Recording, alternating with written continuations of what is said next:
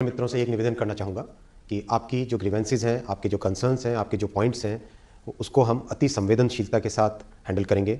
Already इसके लिए जो कमेटी बनी है, इस कमेटी ने ऑलरेडी रिप्रेजेंटेशंस रिसीव करना चालू कर दिया है।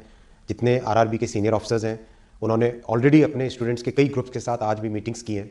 कई हज़ारों बच्चों ने आज रिप्रेजेंटेशन दिया अपना। तो मैं आपसे ये विश्वास दिलाता हूँ आपको कि आप किसी की भी बातों में ना आए, कोई भी भ्रम में ना आए। कोई भी बात अगर कोई भी कह रहा है, मैं आपका भाई हूँ, मैं आपके साथ हूँ और किसी भी तरीके से हम इन सब समस्याओं का समाधान करेंगे और अति संवेदनशीलता के साथ करेंगे। प्रधानमंत्री श्री नरेंद्र मोदी जी ने इतनी उदारता के साथ इतनी सारी वैकेंसीज दी हैं, तो हम उसमें किस तरह से हमारे नौजवान साथियों को फ़ायदा मिले, बेनिफिट मिले, वो हमारा कर्तव्य है, हम उसको निभाएंगे। जी सर, दूरदर्शन के माध्यम से देश पूरा आपको सुन रहा है और छात्र खासतौर से जिन्होंने इस परीक्षा में अप्लाई किया, तो उनके मन में भी इस प्रकार का सवाल है कि क्या अब जब एक कमेटी बन गई है, क्या एक कंप्लीट सोल्यूशन इस कमेटी के माध्यम से आ पाएगा, वो भी टाइम बाउंड मैनर में? उसको लेकर आप क्या कहना चाहेंगे? देखिए, मुद्दे इसमें क्या है, हम थोड़ा सा अगर बारीकी से देखें, सबसे पहली बात आती है कि संख्या 1,25,00,000 के आसपास एप्लीकेंट्स, तो उसको इतने बड़े एग्जाम को सही तरीके से कराना, वो अपने आप में रेलवे के सभी कर्मचारियों ने मिलके, आरआरबीज ने, सब ने मिलके, और छात्रों का भी धन्यवाद कि उन्होंने इसमें पूरा सहयोग दिया। जिस तरह से एकदम सुचारू तरीके से एग्जाम हुआ, कहीं पे कोई कंप्लेंट नहीं आई। नंबर ऑफ वैकेंसीज के अगेंस्ट कितने को शॉर्टलिस्ट करना है, वो एक पुरानी प्रथा है, वो हमेशा से नियम चला आ रहा है। 2015 से पहले 10 गुने होता था, 10 गुने होने से बहुत कम लोगों को चांस मिलती थी।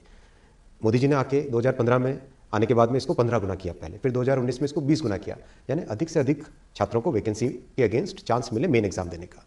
तो ये अब इसमें मुद्दा क्या आया? मुद्दा ये आया कि 20 गुना वैकेंसी के हिसाब से अगर हम कैलकुलेशन करें तो एग्जैक्टली 35,000 के अगेंस्ट 7 लाख बच्चे शॉर्टलिस्ट हुए हैं। अब हर एक कैटेगरी में कैटेगरी वाइज अगर हम देखें तो लेवल 2 की कैटेगरी 5,663 के अगेंस्ट 1,13,000 20 गुना हुआ। लेवल 3 में 4,940 के अगेंस्ट 98,833 20 गुना हुआ। तो कैटेगरी वाइज भी एकदम करेक्ट है नियम के हिसाब से।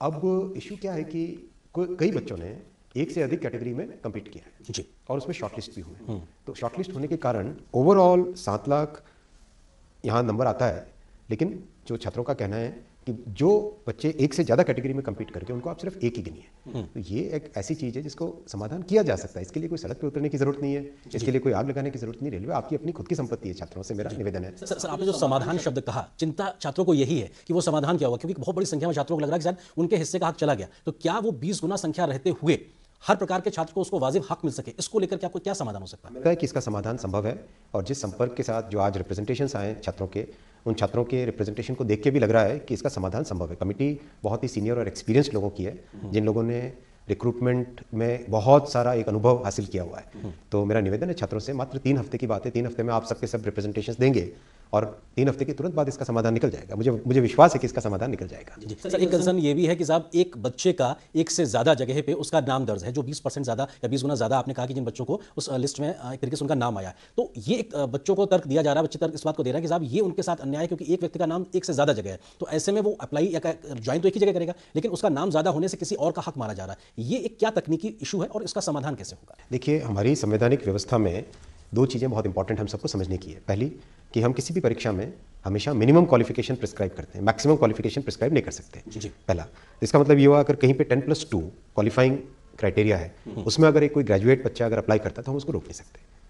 राइट, पहला ये। दूसरा, हम किसी भी छात्र को एक से अधिक परीक्षाओं में बैठने से नहीं रोक सकते, क्योंकि ये सबका हक है, ये कॉन्स्टिट्यूशनल राइट है कि मैं जितनी अपॉर्चुनिटीज़ मुझे मिले, हर एक अपॉर्चुनिटी में मैं ट्राई करूँ। ये सभी का एक रहता है, हम भी उसी प्रक्रिया से गुजरे हैं। हमने देखा ये तकलीफ क्या होती है, ये दर्द क्या होता है, इसमें किस तरह से मानसिक तौर पर जो पेन होता है, जो टेंशन रहता है, जो एंग्जाइटी रहती है, वो मैं समझ सकता हूँ, बहुत अच्छे से समझ सकता हूँ।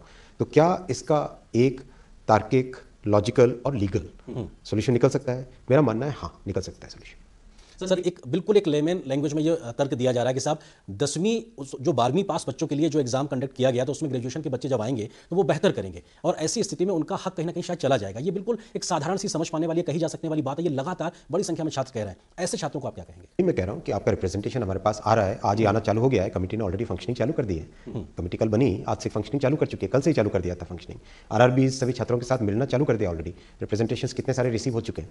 तो मुझे पूरा विश्वास है कि इसका सोल्यूशन निकलेगा। सर महत्वपूर्ण चीज़ ये भी है कि किस तरीके से आप ये कह रहे हैं 3 सप्ताह तक एक समय विंडो खोल के रखी है कि आपको वो अपने आप में देना है। महत्वपूर्ण चीज़ ये भी है कि अब जब 3 सप्ताह का समय है, आपने टाइम बाउंड तरीके से आगे बढ़ने की बात करी है, तो क्या ये 3 सप्ताह अपने आप में पर्याप्त होगा? कई छात्र इस बात को लेकर भी कह रहे हैं कि जब आपको इतना लंबा वक्त लग गया इस पूरी प्रक्रिया को कंडक्ट करने में, एग्जाम कंडक्ट करने में, तो क्या 3 सप्ताह में आप इतना बड़ी प्रक्रिया को फिर से कंडक्ट कर पाएंगे? कि 1,25,00,000 लोगों का एग्जाम लेना कोई छोटी बात नहीं होती जी। है। आप देखिए बड़े बड़े एग्जाम अगर है, यूपीएससी का एग्जाम, जेई का एग्जाम, इन सब एग्जाम में संख्या लाखों में ही होती है। ये 1 करोड़ से ज़्यादा का है और उसको भी ढंग से कराना, एकदम बिल्कुल फेयर वे में कराना, ट्रांसपेरेंट वे में कराना डेफिनेटली एक बड़ा काम होता है। ये मेरे ख्याल से सब बच्चे भी समझते हैं। मुझे बच्चों ने किसी ने मतलब जो मुझे फीडबैक मिला, जितना मेरा संपर्क हुआ और जो संवाद हुआ, उससे जो समझ में आया कि कंप्लेंट वहाँ नहीं है, मुद्दे दो हैं। एक मुद्दा जो अभी आपने 20 टाइम्स वाला बोला, दूसरा मुद्दा है ग्रुप डी का, कि आप इसको सिंगल फेज करेंगे या डबल फेज करेंगे।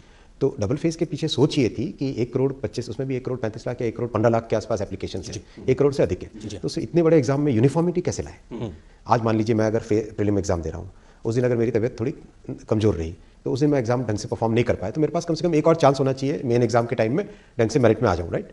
ये थॉट प्रोसेस के साथ 2 स्टेज किया गया था। लेकिन जो पुरानी सिस्टम था जिसमें सिंगल स्टेज में किया जाता था, और अभी जो छात्रों का रिप्रेजेंटेशन है, उसका भी एक समाधान निकल सकता है। ये कोई बहुत बड़े ऐसे मुद्दे नहीं है जिन मुद्दों पे सड़क पे उतरना पड़े। सड़क पर उतरे हुए छात्र ये भी कह रहे हैं कि जो सेकंड फेज में आपको जो प्रक्रिया अपनानी थी, आपने पहले ही फेज में अपना ली, इसकी वजह से भी उनको दिक्कतें पेश आ रही हैं। ऐसा नहीं है। सेकंड फेज, फर्स्ट फेज तो दोनों कंप्यूटर बेस्ड टेस्ट होते हैं। आजकल तो वैसे भी एग्जाम सारे कंप्यूटर बेस्ड टेस्ट हैं, तो एकदम फेयर और रीजनेबल और ट्रांसपेरेंट तरीके से होता है। सर, चूंकि इतना बड़ा एग्जाम आपने कंडक्ट कराया, इसमें 1.25 करोड़ के आसपास एप्लीकेंट उसमें आए, और उस एग्जाम को कहीं से भी कोई पेपर लीक की खबर नहीं आई, कहीं से इस प्रकार कोई खबर नहीं आई कि साहब इस प्रकार की कोई दिक्कत हुई एग्जाम कंडक्ट करने, तब जबकि कोविड चल रहा था। इसको तो हर कोई अप्रिशिएट कर रहा है। किस प्रकार का वो एक बड़ा चैलेंज था जो आप उससे निकल आए, लेकिन इस प्रकार की छोटी छोटी चीज़ों को लेकर अब दिक्कतें पैदा हो रही हैं? देखिए, जब इतनी कठिन परिस्थितियों में भी इतना डिफिकल्ट एग्जाम कर लिया है, तो इस प्रॉब्लम को भी सॉल्व करेंगे, आप निश्चिंत रहिए। और छात्रों को भी मैं कहता हूं कि आप छात्र भाइयों को मैं कहता हूं कि निश्चिंत रहिए, आप इसका सोल्यूशन निकलेगा। सर, हमने देखा कि जो छात्र सड़क पे उतरे थे और उसके बाद में उनके साथ में पुलिस की कार्रवाई भी हुई, इसको लेकर भी बहुत ज़्यादा खबरें बनी, उस सबको लेकर रेलवे की संपत्ति का नुकसान भी हुआ। आप इस पूरे घटनाक्रम को किस तरीके से देखते हैं? क्या ये एक टाली जा सकने वाली एक स्थिति हो सकती थी? मेरा मानना है कि देखिए, कॉन्स्टिट्यूशनल व्यवस्था में हमें फंडामेंटल राइट्स पे हम बात करते हैं, लेकिन हमें अपनी खुद की स्वयं की ड्यूटी को भी देखना पड़ेगा।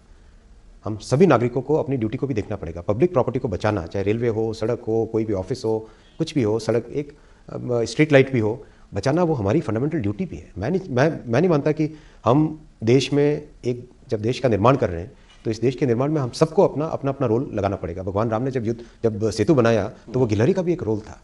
तो हम सबको अपना रोल तो करना ही पड़ेगा। हम ये नहीं कह सकते कि हमारी एक ग्रीवेंस है तो हम कानून को हाथ में ले लेंगे। ये ऐसा नहीं होना चाहिए। जी। सर, एक बात ये भी कही जा रही है, इसको हम र्यूमर भी कह सकते हैं या सत्यता, आप उसके बारे में बेहतर बताएंगे, कि जिन छात्रों ने उतर कर विरोध किया या सार्वजनिक संपत्ति के नुकसान में जो कहीं एक आगे बढ़ चढ़ के मौजूद नजर आए, ऐसे छात्रों को क्या आगे से रेलवे की परीक्षा में भर्ती ना होने के लिए या नहीं हो सके ऐसा प्रतिबंधित किया जाएगा? इसको लेकर भी छात्रों में कई प्रकार की बातें चल रही हैं, आप स्पष्ट करना चाहेंगे कुछ? अब इसको स्पष्ट कर देगी, कोई दिक्कत नहीं है। जो भी पॉइंट आएगा, कमेटी इसको बहुत एकदम स्पष्ट रूप से इस पर निर्णय लिया जाएगा। और हम बहुत संवेदनशील सरकार है, युवाओं को रोजगार देने वाली सरकार है, युवाओं का ध्यान रखने वाली सरकार है। और जिस तरह से एजुकेशन पॉलिसी, जितने मोदी जी ने जो इनिशिएटिव्स लिए हैं, उनमें मेन फोकस कौन है? गरीबों का, युवाओं का, किसानों का। तो इसमें स्वाभाविक रूप है कि हम सोल्यूशन को अच्छे से ही निकालेंगे। जी सर, इस प्रकार के विरोध प्रदर्शन के बाद हमने देखा कई राजनीतिक दलों की ओर से भी बयान आए। इस पूरे बात का या पूरे मुद्दे का राजनीतिकरण भी देखने को मिला। आपको लगता है कि इसको लेकर किस प्रकार की एक बयानबाजी आप लगातार देख रहे हैं जो राजनीतिक वजहों से सुनाई पड़ रही है? जिन लोगों के पास दूसरे मुद्दे नहीं होते हैं, तो वो किसी न किसी मुद्दे में अपना निकालते हैं। मैं निवेदन करूंगा कि ये छात्रों का मामला है, देश का मामला है, इसमें राजनीति न डालें। सर, आपने अपील पहले भी की थी, लेकिन ये राजनीतिक बयानबाजी थोड़ा बढ़ती दिखाई पड़ रही है अभी भी, क्योंकि उसके पीछे कई वजह भी बताई जा रही हैं कि एक छात्रों का एक बड़ा वर्ग है जिसके अंदर रोष है, उसको कैश करने की कोशिश दिखाई पड़ रही है। आपको लगता है कि इस सब चीज़ों से राजनीतिक दलों को ज़्यादा बचने की ज़रूरत है? मुझे विश्वास है कि छात्रों को मेरे द्वारा, मैं सब उन छात्रों को आज एक बार फिर निवेदन करता हूँ, हमारी नीयत साफ़ है, काम करने का इंटेंट हमारा साफ़ है। सरकार में प्रधानमंत्री श्री नरेंद्र मोदी जी ने देश को नवनिर्माण की तरफ ले जाने वाला जो यज्ञ चलाया है, इसमें कहीं पर भी कोई भी हर किसी को जुड़ने की बात है, अलग होने की बात नहीं। तो मुझे विश्वास है कि छात्रों का हमारे ऊपर ही विश्वास रहेगा, चाहे कोई कितनी भ्रमित करने की कोशिश करे। सर, इस पूरे प्रोसेस के तहत जो नॉर्मलाइजेशन की प्रक्रिया को अपनाया जाता है, उसको लेकर भी सवाल है कि साहब आप करना तो बेहतरी के लिए चाहते हैं, लेकिन कई बार उसकी वजह से कुछ छात्रों में भ्रम है कि शायद अच्छा स्कोर करने के बाद भी उनका नाम शॉर्टलिस्टेड लिस्ट में नहीं होता। इसको लेकर कुछ कहना चाहेंगे? कॉम्पिटिशन दुनिया के हर परीक्षा में होता है, करीब हर बड़ी परीक्षा में होता है।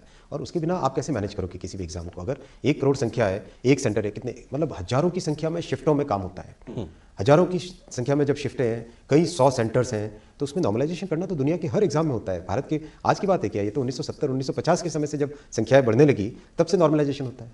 जी। सर, रोजगार के लिहाज से रेलवे एक बहुत बड़ा एक संस्थान है और अभी भी अगर देखा जाए तो कर्मचारियों की संख्या सबसे ज़्यादा बड़े एक परिवार के तौर पर देखने को मिलती है, और ये रोजगार के अवसर के लिहाज से भी एक बड़ा रिक्रूटमेंट की पूरी ड्राइव थी। ये जो सवाल अभी खड़े हुए हैं, भविष्य में ये सवाल ना खड़े हों? क्या इस पूरे एपिसोड से, इस पूरे घटनाक्रम से कुछ और ऐसे बड़े कदम हम भविष्य में देखेंगे कि ऐसी घटनाएं ना होने पाए? क्योंकि बड़े रिफॉर्म से रेलवे गुजर रहा है, रिक्रूटमेंट में भी एक बड़े प्रकार की प्रक्रियागत तकनीकी व्यवस्थाएं शामिल हो, क्या उसको लेकर कोई बड़ा उपाय? बात सही, इसमें तकनीकी व्यवस्था को और ज़्यादा सम्मिलित करना चाहिए और इस पे सोच रहे हैं। इस पे काफ़ी इनपुट्स भी आए, कई सजेशंस भी आए, कई जो एकेडमिक वर्ल्ड से जो लोग इसमें एग्जाम वगैरह के इससे बहुत अच्छा वास्ता रखते हैं, उन लोगों ने भी बहुत सारे सजेशंस दिए। जी, क्योंकि सर आपने इस बात का कहा कि एक बड़ी एजेंसी को रिक्रूट करने में भी काफ़ी समय लगा, क्योंकि इतना बड़ा एग्जाम था। ऐसे में आप आईटी मंत्रालय की भी जिम्मेदारी संभालते हैं, तो आपको बेहतरी से पता है कि तकनीकी तरीके से चीज़ों को कैसे ईजिली लोगों के लिए उसको जोड़ना है। तो क्या हम उम्मीद कर सकते हैं कि जिस रिफॉर्म या एक बेहतरी के लिए आप कदम उठाना चाह रहे हैं, वो देर नहीं लगेगी, बहुत जल्दी शुरू होगा? विश्वास है इस पे, मुझे विश्वास है। और हमेशा हमारा एम क्या रहेगा? हमारा एम रहेगा कि एग्ज़ाम फेयर हो, रीजनेबल हो, कहीं पर भी किसी को इसमें ये संदेह न हो कि भाई मैंने जिस तरह की परीक्षा में जैसा परफॉर्म किया वैसा मेरा रिजल्ट आया या नहीं। वो एम एक रहेगा हर जगह। जी सर, आपने जो कमेटी गठित की है वो 4 मार्च तक अपनी रिपोर्ट आपको देगी, ऐसा आपने तय किया, और आपने इस बात के भी संकेत दिए थे संभव हुआ तो वो पहले भी रिपोर्ट आपको दे सकते हैं। क्या लगातार आप इस प्रकार की व्यवस्था रखेंगे कि ताकि ये समय जो 4 मार्च का है ये पहले तो हो, बाद में ना होने पाए, मतलब वो समय और ज़्यादा बर्बाद ना हो? बल्कि हमने तो इससे भी एक कदम आगे जाके आरआरबी के जितने चेयरपर्सन्स हैं, चेयरमैन हैं, उन सबको बोला है कि आप रीच आउट करिए, आप प्रोएक्टिवली जाके स्टूडेंट से मिलिए। तो आज बहुत सारे स्टूडेंट्स मिले भी हैं। हमारा एम है, हम छात्रों के लिए सरकार। सर क्योंकि छात्र बड़ी संख्या में आपको सुन रहे होंगे, और ये जो नोटिफिकेशन था 2019 का था, हालांकि कोविड का एक समय था, और 2022 में भी रिजल्ट निकला, और अभी हम एक पहले ही चरण पर एक तरीके से एक ठहराव की स्थिति आ गई है। ये इतनी लंबी प्रक्रियाएं ना हो, इसको लेके क्या आप आश्वासन देंगे? विषय है इसमें, एक तो कोर्ट का भी मामला आता है, जैसे ट्रिब्यूनल्स का, कोर्ट का। तो मेरा देखिए, ये सामाजिक व्यवस्था है हमारी, इसमें बहुत सारे स्टेक होल्डर्स आते हैं, तो सोचना पड़ेगा इसमें किस तरह से और इसको स्पीड अप करें। पर मेरा मानना है कि जितनी कोविड के बावजूद भी इतनी बड़ी संख्या में परीक्षा करवाना अपने आप में बहुत बड़ा चैलेंज है। इस चैलेंज को हम निभाएंगे। जी, क्योंकि सर ये जब लंबा खिंचता है, तो जिसने 2019 में +2 में अप्लाई किया, वो आज ग्रेजुएशन कंप्लीट करने की स्थिति में, तो ऐसे में ये स्वाभाविक रूप से ये मन में सवाल उठता है कि आखिर इतना लंबा वक्त लगता है तो हम शायद और बेहतर कर पाते अगर ये समय रहते चीज़ें हो सके तो। आपकी बात में, इसमें विषय में बात है। अब इसको कैसे इसको करें, क्योंकि इसमें टेक्नोलॉजी भी यूज़ करें, कोर्ट्स का भी रोल रहेगा, ट्रिब्यूनल्स का रोल रहेगा, स्टूडेंट्स का रोल रहेगा, इसमें बहुत ही कॉम्प्लेक्स विषय है इसको, लेकिन कर सकते हैं। जी सर, कर सकते हैं, और आप अभी कर रहे हैं, इस बात का आप जिक्र कर रहे हैं, क्योंकि बहुत इश्यूज हैं, लोग आपको बहुत धैर्य से सुन रहे हैं इस समय लगातार। क्या और आप कहना चाहेंगे, क्या कोऑर्डिनेटेड एफर्ट्स इस वक्त आप डिफरेंट आरआरबीज के साथ में मिलकर कर रहे हैं, जो सेंटर्स हैं, ताकि लोगों को एक विश्वास पैदा हो, जिसको हम कहते हैं ना, विश्वास बहाली का एक माहौल पैदा हो, तो छात्र आपको सुन रहा है कि हाँ, आपने ये कदम अभी तक उठाए हैं और इसकी आप एक तरीके से पाइपलाइन में हैं और ये करने जा रहे हैं? कमिटी फॉर्मेशन के तुरंत बाद में कमेटी ने काम चालू किया। आरआरबीज के जितने चेयरपर्सन है वो प्रोएक्टिवली अपनी तरफ से जाके स्टूडेंट्स को रीच आउट कर रहे हैं कि आपका जो भी पॉइंट है, आप अगर ईमेल में नहीं देना चाहते, रिटन रिप्रेजेंटेशन देना चाहते हो तो रिटन दे दो, ओरल रिप्रेजेंटेशन देना चाहते हो तो ओरल ले लो, हम लिख के नोट करके रख लेंगे। इस लेवल तक हम संवाद को ओपन है, इस लेवल तक संवाद ओपन है। तो मेरा छात्रों से एक बार फिर निवेदन है कि आप विश्वास रखिए, इन सब चीज़ों का समाधान संभव है और इन सब चीज़ों का समाधान होगा। और भविष्य देखिए, आपको रेल चलानी है, आपको रेलवे चलानी है। अगर आपकी रेलवे को आप अगर आज से ही उसी ध्येय के साथ, उसी जो एक अपनेपन के लिए जो होता है, वो उसी ध्येय के साथ काम करेंगे तो आपको अच्छा लगेगा।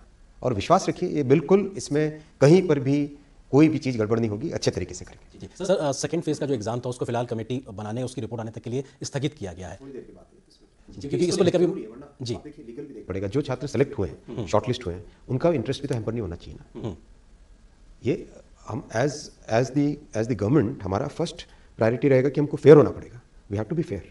तो जो लोग सेलेक्ट हुए हैं उनका इंटरेस्ट भी हैम्पर ना हो, वो भी तो देखना पड़ेगा ना। जी, क्योंकि जो आप सेलेक्ट हुए हैं उनका इंटरेस्ट हैम्पर ना हो, इस बात को लेकर भी दूसरी तरफ से भी ये तर्क दबी जबान से ये आ रहा है कि साहब ऐसा ना हो कि अब एक दबाव में इस प्रकार की कोई प्रक्रिया अपनाई जाए जिनमें जो छात्र पहले लिस्ट में आए हैं उनका नंबर के साथ में कंप्रोमाइज हो। बिल्कुल एकदम फेयर वे में करेंगे, कम से कम वो आश्वस्त रहे। 100% पक्का आश्वस्त रहे। बिल्कुल पक्का। सर एक अंतिम एक सवाल आपसे यही कि जो छात्र उतरे थे विरोध प्रदर्शन के लिए, अब वो आगे ना उतरे, बैठे और इंतजार करें, लास्ट में आप उनसे क्या एक अपील करना चाहें, क्योंकि राजनीति भी बहुत देखने को मिल रही है, भले आप बहुत राजनीतिक कमेंट नहीं करना चाह रहे, बट फिर भी इसमें राजनीति करने की भी कोशिश साफ तौर पे दिखाई पड़ रही है। मेरा एक ही निवेदन है सभी छात्रों से, आप बिल्कुल भी किसी की बातों में भ्रम में ना आए। आपके पास एक डायरेक्ट चैनल है आज संवाद का, उस चैनल को यूज़ करें, अपनी बात को स्पष्ट तरीके से रखें और जितनी बार रखना चाहते हैं उतनी बार रखें। आपकी बात सुनी जा रही है, आपकी बात को संज्ञान में लिया जा रहा है और इसको एकदम फेयर तरीके से, एकदम लीगल तरीके से इस पर समाधान निकलेगा। किसी भी एक छात्र का हक उसका मारा नहीं जाएगा। जी बहुत शुक्रिया सर हमसे बात करने के लिए और इस विषय पे